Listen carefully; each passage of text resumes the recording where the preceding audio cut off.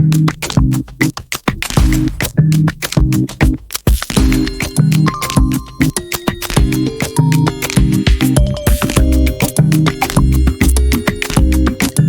aí, meu querido, minha querida, alunos aí do segundo ano da segunda série do ensino médio aí do Tiradentes, sou o professor Matheus Vilela e eu vou acompanhar vocês aqui hoje nessa aula, nesse momento de revisão, preparando vocês para a recuperação semestral, primeiro semestre, ok?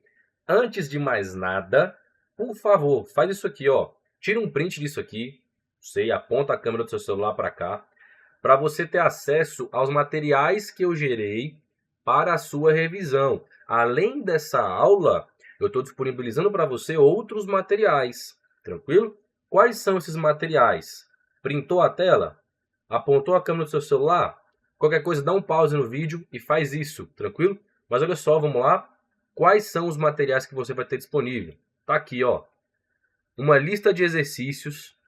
O que eu fiz? Peguei as questões da prova, peguei a UD e montei uma lista de exercícios semelhante no conteúdo e na lógica das questões para você estudar. Semelhante no conteúdo e na lógica das questões da prova de recuperação. Não são os mesmos exercícios, obviamente não são as mesmas questões, senão você teria acesso à prova, né?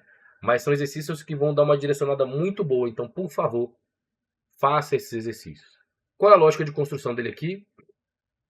Ele tem a questão, o enunciado, o gabarito já aparece aqui, a justificativa, a competência e, não sei, o aluno, talvez você como aluno não conheça isso aqui, mas na taxonomia de Bloom, você está no nível mais básico. Isso ajuda você a saber se essa questão é um pouco mais puxada, um pouco mais fácil ou não, ok? Então eu dividi em duas partes a lista. Parte 1, globalização, geopolítica e economia, é o que o professor Rafael Fonteboa viu com vocês. E aí tem 5 questões de certo e errado, 5 questões de múltipla escolha. Parte 2, geografia, física e cartografia, são os conteúdos que eu vi com vocês. 5 questões de certo e errado, 5 questões de múltipla escolha. Tranquilo? Ok. Tipo C e tipo A. Você vai ter acesso também aos 2 mapas mentais gerados. Lembra que a gente mexeu numa ferramenta que gera mapa mental? Pois é. Eu já gerei para vocês esses 2 mapas mentais, estão aqui disponíveis. E um áudio em resumo do conteúdo. Tá tudo aqui. Se você quiser acessar, vai lá naquele QR Code, ó. Tá aqui o QR Code mais uma vez. Aponta a câmera do seu celular, tira um print. Se você não conseguir, tem aqui o link para você acessar. Tranquilo? Beleza? Então vamos lá fazer a nossa revisão. Parte 1 nesse vídeo, parte 2 num próximo vídeo, porque senão fica muito extenso. Ok? Parte 1. Vamos lá. Esses são os pontos principais que vocês precisam recuperar para a prova. Recuperar que eu falo, relembrar para a prova. Lembrando, olha só, é muito conteúdo, é o semestre inteiro. Então pega o livro, pega as anotações que você fez, revisa, faz exercícios que tiverem disponíveis aí no site, refaz, não sei. Pega os exercícios do livro didático, refaça esses exercícios, por favor, para que você tenha um avanço positivo na sua prova, ok? Vamos lá, então. Em relação ao comércio global, você precisa lembrar o conceito aí de protecionismo, o que é, quais são as ações que estão envolvidas nesse mundo aí do protecionismo. Protecionismo econômico, ok? Então vamos lá. Protecionismo. A gente tem o dumping, considerado uma prática desleal pela OMC. O que é o dumping? É quando você reduz demais o preço, beleza? Reduz demais para que as outras empresas ou países não consigam competir com os seus valores. Então, essa redução vai causar um desequilíbrio no mercado, proposital, favorecendo o monopólio. Então, a OMC, a Organização Mundial do Comércio, considera essa prática como desleal, ok? Perdão, vamos lá. Outras práticas típicas de protecionismo. Busca proteger a indústria e empregos domésticos. O que é isso? Compra do meu país, compra os produtos do meu país. Um exemplo disso aqui, ó. Estados Unidos, Trump mais especificamente, né, disse o quê? E se a gente fazer o seguinte, se a gente fizer o seguinte, né? Perdão pelo erro de português. E se a gente fizer o seguinte, ó, tem uma linha que divide os Estados Unidos do Canadá. Se a gente apagar essa linha e fizer o Canadá virar um estado dos Estados Unidos, olha que legal, seria muito bom isso, cara. os canadenses têm que sentir o quê? Como uma honra fazer parte dos Estados Unidos. Não seria muito bom? Seria muito bacana isso. Nossa, que legal.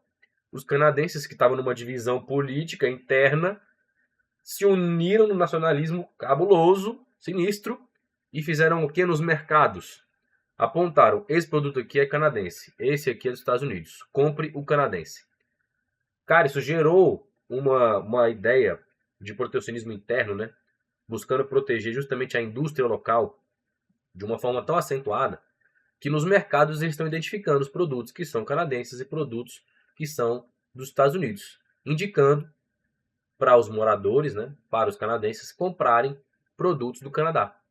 É uma outra forma, por exemplo, de protecionismo, tranquilo? Uma outra maneira de protecionismo que o Trump está fazendo agora com o tarifaço aí, né? Imposição de altas tarifas de importação, principalmente no mercado do aço, né, que está aumentando as tarifas e as taxas absurdamente. E aí está uma guerra entre Estados Unidos e China, né, nesse tarifaço, nessa guerra tarifária, que tem tudo a ver com questões de globalização, que tem tudo a ver com o mundo, com múltiplos polos, a gente vai ver nessa nova ordem mundial, né, tem tudo a ver com isso, tudo a ver com indústria. E é uma forma de protecionismo. O que eu faço? Aumento a taxa para que a indústria local seja a fonte daquele produto. Então, se um país externo está exportando demais, se eu estou importando demais daquele país, o que eu faço? Aumento a taxa para que aquele produto externo aumente o preço e eu consiga competir melhor com o mercado interno. É uma das formas, né?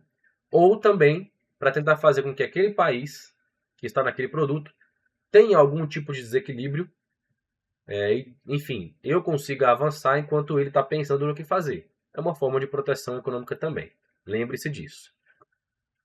Em relação a economias emergentes, não tem como a gente falar de economia emergente sem citar os BRICS, que são o quê? Países emergentes. Somente países emergentes fazem parte do BRICS. O que é o BRICS? É um bloco econômico? Não, pelo amor de Deus. BRICS não é bloco econômico, ok?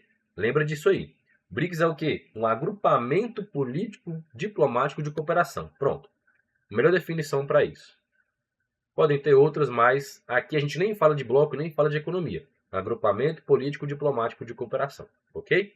Países membros. Entraram novos países, mas basicamente a sigla faz lembrar de alguns deles: Brasil, Rússia, Índia, China e África do Sul.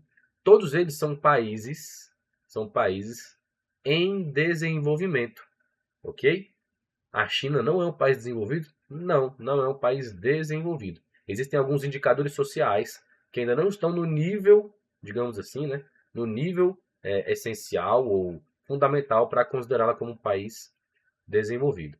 Então, o que é isso? Mais uma vez, continuando o assunto do BRICS, não é um bloco econômico formal, não tem uma tarifa externa comum, nem livre circulação ali entre os, enfim, os integrantes. Por exemplo, eu não posso só sair daqui e ir para a China do nada, sem um passaporte, sem algo nesse sentido. Então, preciso pedir autorização para entrar no país, etc.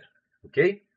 E tem um banco de desenvolvimento, um novo banco de desenvolvimento, o Banco do BRICS, que vem com a ideia de ser uma alternativa ao FMI, ok?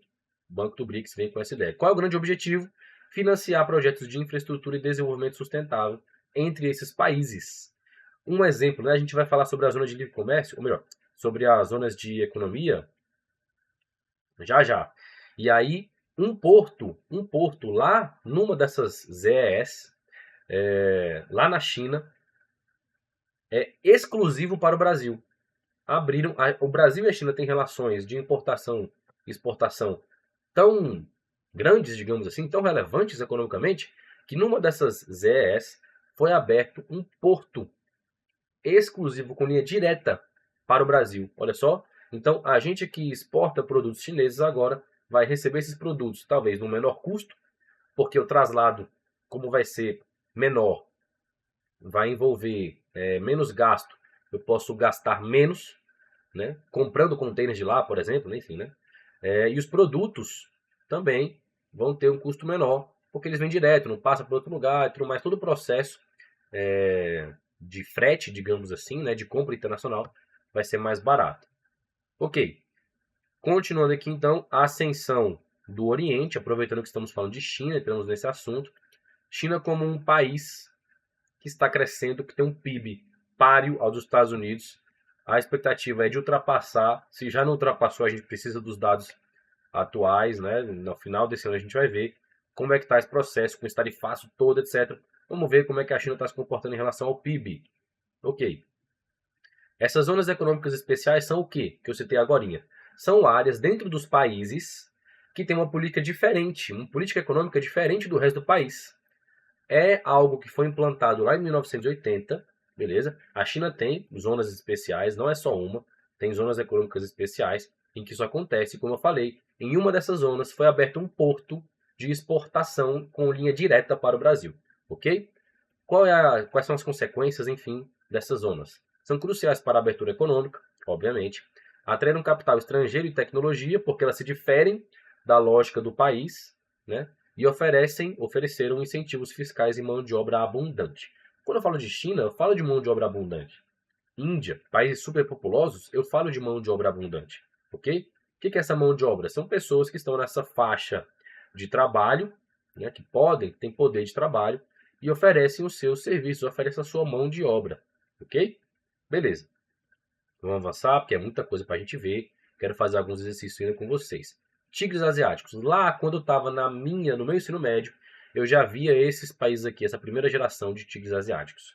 A segunda geração, que vai envolver aí Vietnã, Indonésia, por exemplo, é uma segunda geração, vocês viram isso em sala, mas eu quero dar um foco maior aqui para essa primeira geração. O que são esses tigres asiáticos? São países que estão ali na Ásia, principalmente na parte do sul-sudeste asiático, né, que tem como principal motor da economia e avançou de forma absurda, rápida e feroz como um tigre, na indústria, certo? Então a indústria é fundamental. Eu estou gravando esse vídeo aqui, olhando para essa câmera, que é o meu celular, da marca Samsung, por exemplo, que é uma marca sul-coreana.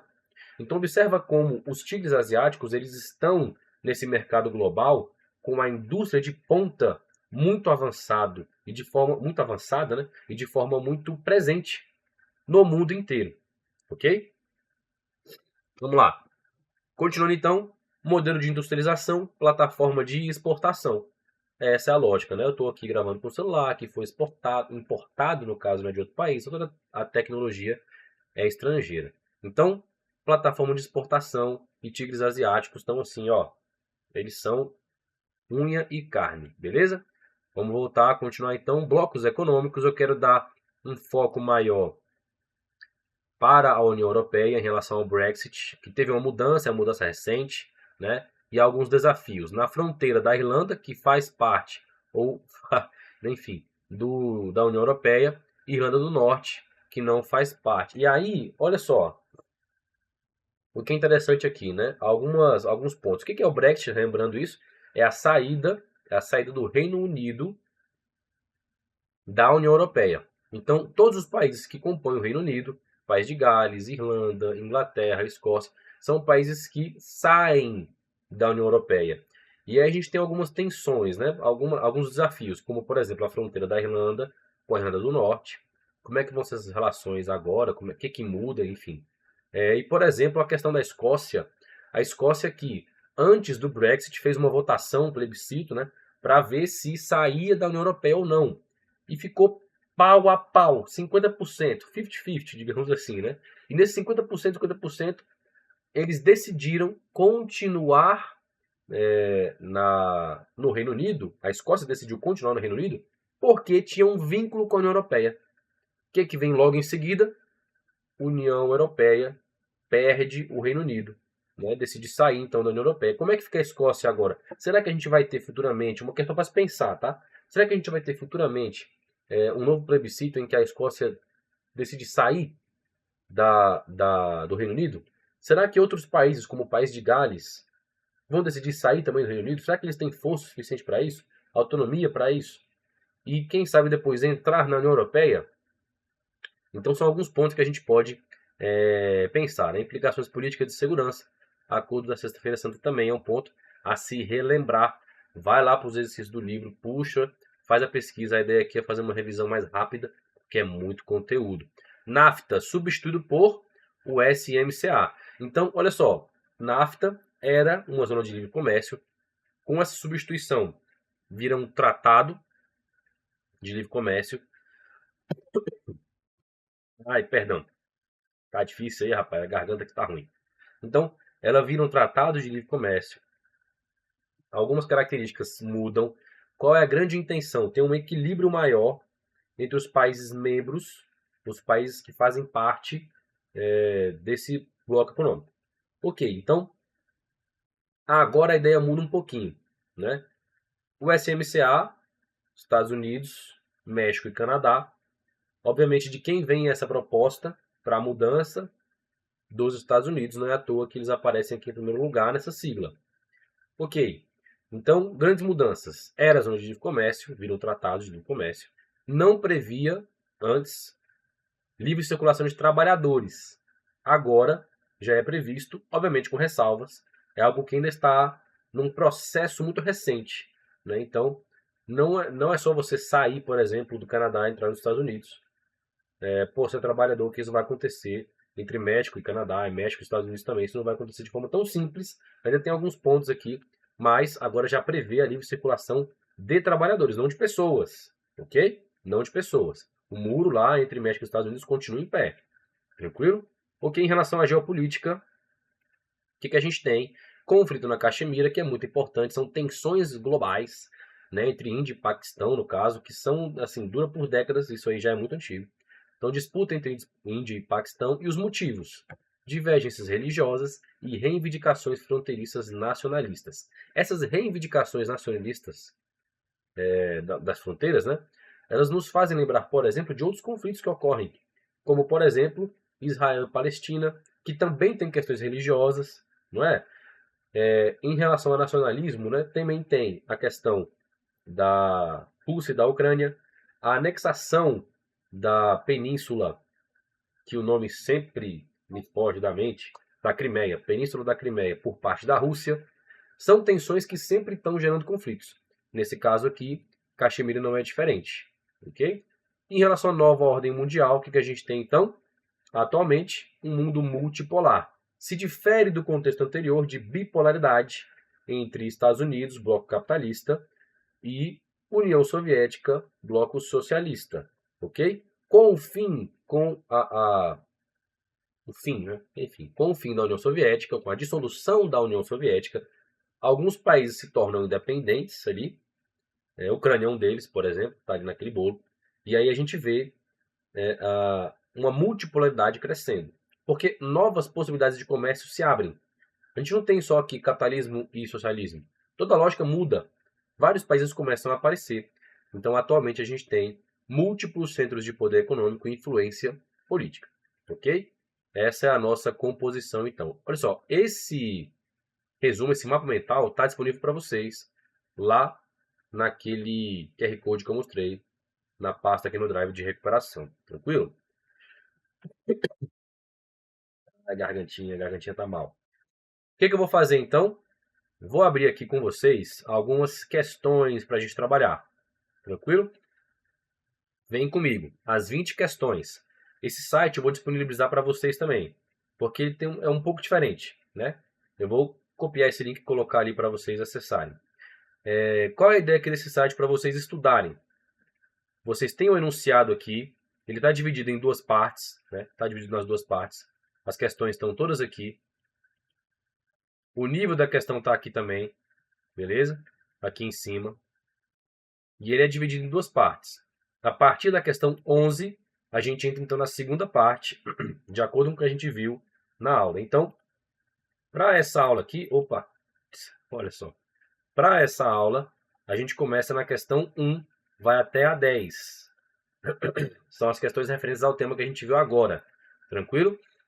Como é que você pode estudar, ver essas questões aqui? É autoexplicativo. Você tem o enunciado, tem aqui tema, tudo certinho, parte 1. Você pode ver o gabarito depois que você pensa se é certo ou errado. Ver gabarito, gabarito errado, e você pode ver a resolução. Tranquilo? de acordo... É uma outra forma de visualizar os exercícios. Aqui você não tem como esconder o gabarito, né? Tá fluido ali no texto. Aqui você consegue esconder, você consegue ocultar. Então eu fiz esse site aqui rapidamente para vocês conseguirem estudar e auxiliar vocês aí também na prova de recuperação que vocês vão fazer, ok? Vou deixar disponível. Desejo a todos vocês ótimos estudos, que vocês se desenvolvam. E qualquer dúvida, manda um e-mail para mim, eu sei, me encontra aí durante a semana para a gente conversar. Tranquilo? Até mais!